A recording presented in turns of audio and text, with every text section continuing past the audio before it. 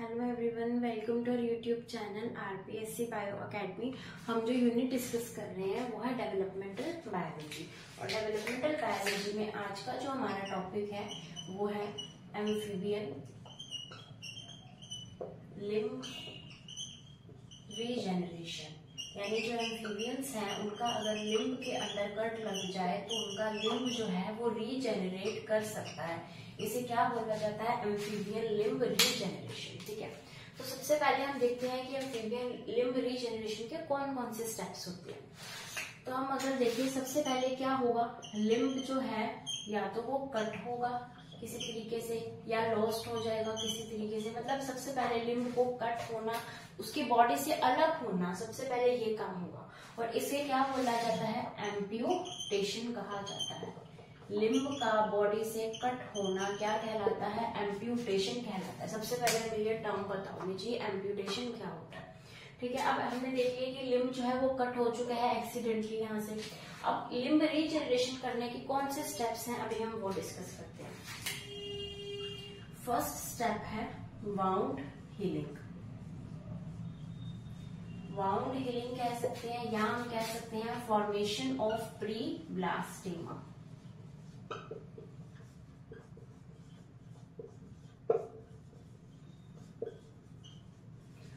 तो यहाँ पर क्या हुआ है, जो कट हुआ है, जहां से लिम्ब जो है वो कट हुआ है, वहां पर उस घाव की क्या होगी, उस घाव की हीलिंग होगी, वो वहां पर भरेगा।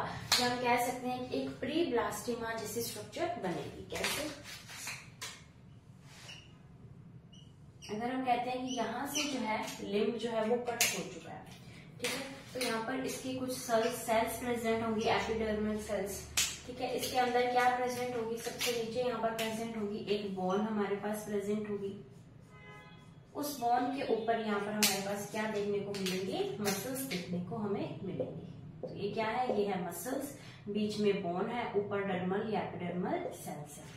ठीक है, तो यहाँ से जो है ये जो है कट हो चुका है, यानी यहाँ पर क्या है, एक पूरा एम्फीबियन है और इसका यहाँ से इसका जो हैंड है, हाइंड लिम्ब कह लो या फोर लिम्ब, कोई भी यहाँ से कट हो चुका है। तो अब यहाँ क्या होगा कि सबसे पहले जो यहाँ पर कट हुआ है, यहाँ पर क्या होगा, वाउंड हीलिंग होगी। यानी यहाँ पर क्या होगा, एक हीलिंग प्रोसेस स्टार्ट हो जाएगा। इस तरीके से यहाँ से जो कट हुआ है एक हीलिंग प्रोसेस स्टार्ट हो जाएगा। और हीलिंग प्रोसेस स्टार्ट होते ही यहाँ पर क्या बन जाएगा, एक प्री ब्लास्टेमा। ब्लास्टेमा क्या है हम अभी डिस्कस करने वाले हैं। क्या है ब्लास्टेमा? तो सबसे पहले क्या बनेगा, प्री ब्लास्टेमा की फॉर्मेशन होगी, जो भी घाव है वो भरना शुरू हो जाएगा। ठीक है, उसके बाद जो आएगा second step.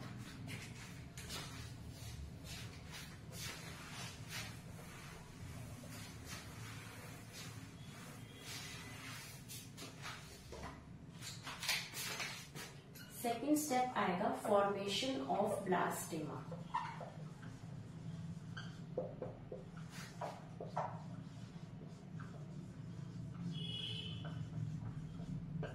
Formation of blastema, यहाँ पर क्या होगा, यहाँ पर ब्लास्टेमा की फॉर्मेशन होगी। यानी अभी जो प्री ब्लास्टेमा बना है, अब प्री ब्लास्टेमा की जगह यहाँ पर ब्लास्टेमा बनेगा। ब्लास्टेमा क्या है? ब्लास्टेमा ये है कि यहाँ पर ये जो भी सेल्स प्रेजेंट है, एपिडर्मल सेल्स है, मसल्स है, बोन्स है, तो इनकी जो डिफरेंशिएटेड सेल्स है, ये सारी की सारी कैसी कोशिकाएं हैं? विभेदित कोशिकाएं हैं, डिफरेंशिएटेड सेल्स हैं। और ये डिफरेंशिएटेड सेल्स यहाँ पर क्या हो जाएंगी? अनडिफरेंशिएटेड हो जाएंगी, यानी अविभेदित हो जाएंगी। तो ये सारी कोशिकाएं यहाँ पर अविभेदित हो जाएंगी और यही क्या बनाने वाली है? यही बनाने वाली है ब्लास्टेमा।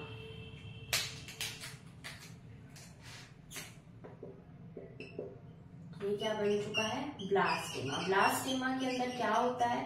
ब्लास्टेमा के अंदर होता है तो जो डिफरेंशिएटेड सेल्स हैं यहाँ पर, वो डिफरेंशिएटेड सेल्स यहाँ पर कन्वर्ट हो जाएंगी अनडिफरेंशिएटेड सेल्स के अंदर। विभेदित कोशिकाएं जो है वो अविभेदित कोशिकाओं के अंदर बदल जाएंगी। तो इसे क्या बोलते हैं? Formation of blastema. तो यहाँ पर ये जो कोशिकाओं का समूह बना है, ये जो ग्रुप ऑफ सेल्स बने हैं, इसे हमने क्या नाम दिया है? ब्लास्टेमा नाम दिया है।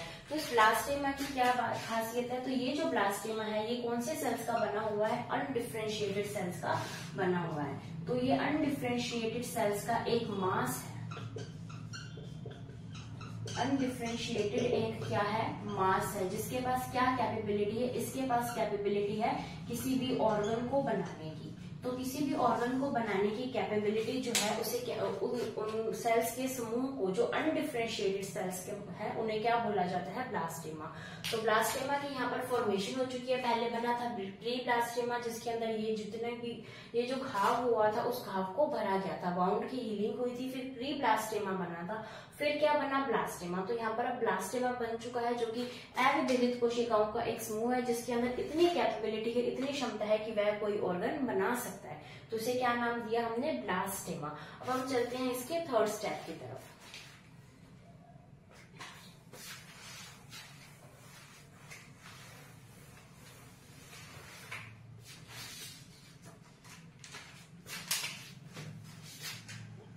थर्ड स्टेप है मोर्फोजेनेसिस।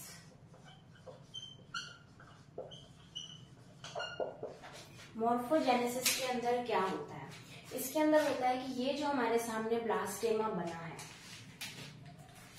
हमारे सामने क्या बना है, ब्लास्टेमा बना है। इस ब्लास्टेमा को हम क्या कहेंगे, इस ब्लास्टेमा को हम कहेंगे लिम्ब बड, या फिर हम कह सकते हैं रीजेनरेशन बड।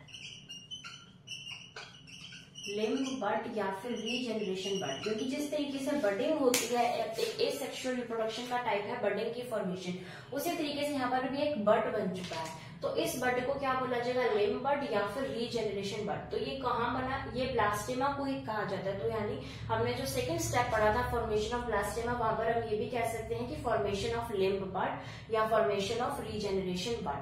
तो यहाँ पर लिम्ब बड या फिर रीजेनरेशन बड की फॉर्मेशन हो चुकी है। अब ये जो ब्लास्टेमा है, अब ये ब्लास्टेमा यहाँ पर होगा कन्वर्ट, ये ब्लास्टेमा यहाँ पर कन्वर्ट होगा और बनाएगा यहाँ पर कोन स्टेज। यहाँ पर कौन सी स्टेज बनेगी, कोन स्टेज बनेगी। यानी अब लिम्ब बड या रीजेनरेशन बड से कौन सी स्टेज आने वाली है, कोन स्टेज। यानी यहाँ पर कोन लाइक स्ट्रक्चर बनेगी। उस कोन स्टेज के बाद आएगी पैलेट स्टेज। कोन स्टेज के बाद कौन सी स्टेज आएगी, पैलेट स्टेज। पैलेट स्टेज का मतलब है कि ये जो नया बनने वाला जो भी ऑर्गन है वो डोर्सो वेंट्रली क्या हो जाएगा, फ्लैट। यानी डोर्सली भी और वेंट्रली भी क्या हो जाएगा, फ्लैट। जैसे एक नोटबुक होती है, ऊपर से भी चपटी नीचे से भी चपटी, तो डोर्सो वेंट्रली फ्लैट किसके अंदर हो जाएगा, पैलेट स्टेज के अंदर। यहाँ पर डोर्सो वेंट्रली फ्लैट इसका लिम्ब बन जाएगा। उसके बाद कौन सी स्टेज आएगी, उसके बाद आएगी नॉच स्टेज।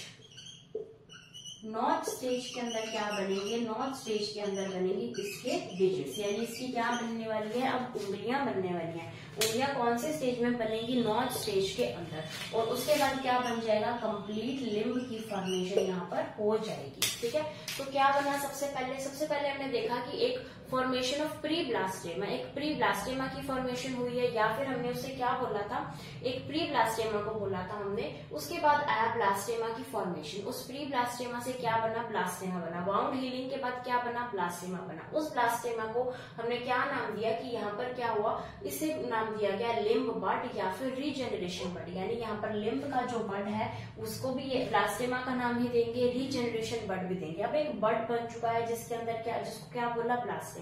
ब्लास्टेमा इसके अंदर क्या है, अनडिफरेंशिएटेड मास है। यहाँ पर ऐसे सेल्स हैं जो यहाँ से ये वाले सेल्स जो थे ये डिफरेंशिएटेड थे। अब ये डिफरेंशिएटेड सेल्स यहाँ पर क्या हो चुके हैं, अनडिफरेंशिएटेड सेल्स हो चुके हैं, जिसके पास कैपेबिलिटी है क्या बनाने की, एक ऑर्गन को बनाने की।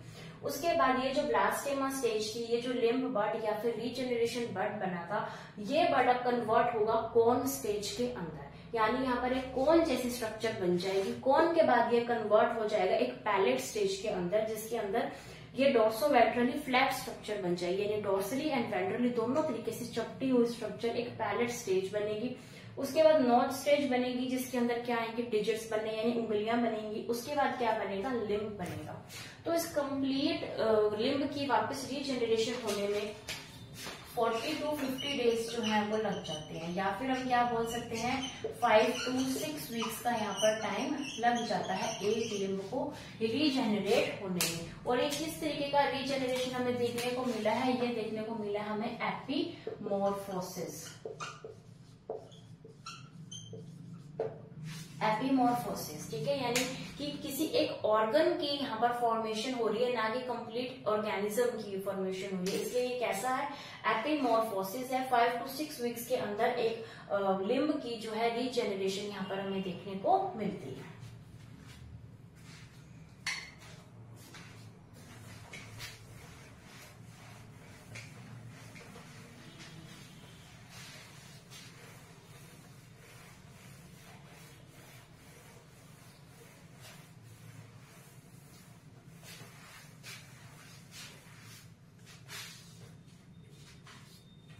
अभी हम देखते हैं कि इस टाइम पर कौन कौन से हिस्टोलॉजिकल इवेंट्स होते हैं।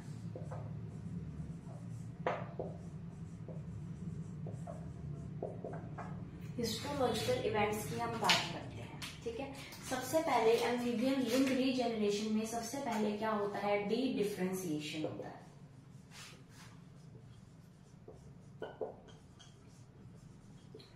डी डिफरेंशिएशन का मतलब है कि डिफरेंशिएशन कैसा होना, उल्टा होना, यानी यहाँ पर जो डिफरेंशिएटेड सेल्स हैं, डिफरेंशिएटेड सेल्स किसके अंदर कन्वर्ट हो जाएंगी, अनडिफरेंशिएटेड सेल्स में, और इसी प्रोसेस को क्या बोला जाता है, इसी प्रोसेस को बोला जाता है डी डिफरेंशिएशन। तो डिफरेंशिएटेड सेल्स का अनडिफरेंशिएशन, अनडिफरेंशिएटेड सेल्स के अंदर कन्वर्ट होना। अब ये जो सेल्स कन्वर्ट हो रही है, तो कौन सी सेल्स कन्वर्ट हो रही है, यहाँ पर जो स्पेशली बोन सेल्स थी वो कन्वर्ट हो रही है, यहाँ पर मसल सेल्स थी वो कन्वर्ट हो रही है, या फिर हम कह सकते हैं कि जो भी स्केलेटल सिस्टम की सेल्स थी वो कन्वर्ट हो रही है, यहाँ पर कुछ नर्व्स थी वो कन्वर्ट हो रही है, यहाँ पर एपिडर्मल सेल्स थे वो कन्वर्ट हो रहे हैं। यानी यहाँ पर जितनी भी हमें कोशिकाएं दिखी हैं वो सारी की सारी सेल्स जो डिफरेंशिएटेड थी वो कैसी हो चुकी हैं, वो अब अनडिफरेंशिएटेड हो चुकी हैं, और अनडिफरेंशिएटेड होने के बाद इन्होंने फिर से अपनी आने वाली स्ट्रक्चर्स बनानी है, क्योंकि उसके अंदर भी जब नया लिम्ब बनेगा उसके अंदर भी हमें कार्टिलेज चाहिए, उसके अंदर भी हमें क्या चाहिए, हमें नर्व्स चाहिए, उसके अंदर भी हमें बोन्स चाहिए। तो ये सारे स्ट्रक्चर जो बनने वाला जो न्यू लिम्ब है, उस न्यू लिम्ब के अंदर भी ये स्ट्रक्चर्स बनानी जरूरी है, और ये यही स्ट्रक्चर बनाती हैं जो कि क्या हो चुकी हैं, अनडिफरेंशिएटेड हो चुकी हैं। तो आने वाले टाइम में ये फिर से यही स्ट्रक्चर्स बनाने वाली हैं। तो ये डिफरेंशिएटेड सेल्स पहले अनडिफरेंशिएटेड होती हैं और उसके बाद रीडिफरेंशिएटेड होंगी, वो अभी हम डिस्कस करने वाले हैं, ठीक है। तो ये हमने पढ़ा इसका first step, first histological event जो कि होता है डी डिफरेंशिएशन। अब हमारे पास क्या आ चुकी है, अब हमारे पास एक अनडिफरेंशिएटेड सेल का मास आ चुका है, जिसे हमने क्या बोला था, ब्लास्टेमा बोला था, ठीक है। ये तो फ्यूचर में बनने वाली सेल्स हैं जो इससे बनेगी। अब हमारे पास अनडिफरेंशिएटेड सेल्स का एक मास आ चुका है जिसे हमने ब्लास्टेमा कहा था, जो कि इन सब सेल का अनडिफरेंशिएटेड मास है। अभी हम चलते हैं इसके सेकेंड स्टेप की तरफ।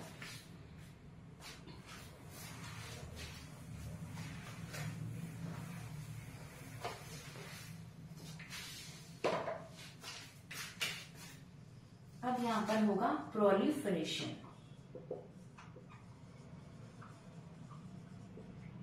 प्रोलिफरेशन क्या होता है, प्रोलिफरेशन का मतलब होता है कि यहाँ पर जो नंबर ऑफ सेल्स है वो इंक्रीज करें रैपिडली। प्रोलिफरेशन का जो वर्बली मीनिंग है, जो इस वर्ड से मीनिंग निकलता है, वो यही निकलता है कि जो सेल्स का नंबर है वो रैपिडली, बहुत जल्दी जल्दी इंक्रीज हो। तो हमारे पास कौन सी सेल्स हैं इस टाइम पे, हमारे पास है अनडिफरेंशिएटेड सेल्स। तो हमने क्या करना है कि ये जो अनडिफरेंशिएटेड सेल्स हैं, इन अनडिफरेंशिएटेड सेल्स का जो नंबर है वो यहाँ पर क्या होगा, इंक्रीज होगा, यानी ब्लास्टेमा यहाँ पर बढ़ेगा। जितनी ज्यादा अनडिफरेंशिएटेड सेल्स होंगी उतनी जल्दी क्या होगा, लिम्ब रीजेनरेट होगा, और उतनी जल्दी से जल्दी इसकी नई सेल्स बनेंगी।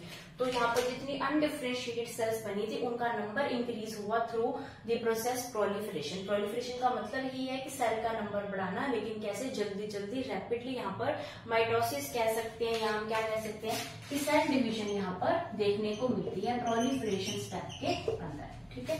उसके बाद चलते हैं हम थर्ड स्टेप की तरफ। थर्ड स्टेप है रीडिफरेंशिएशन। रीडिफरेंशिएशन के अंदर क्या होता है कि ये जो अनडिफरेंशिएटेड सेल्स थी हमारे पास,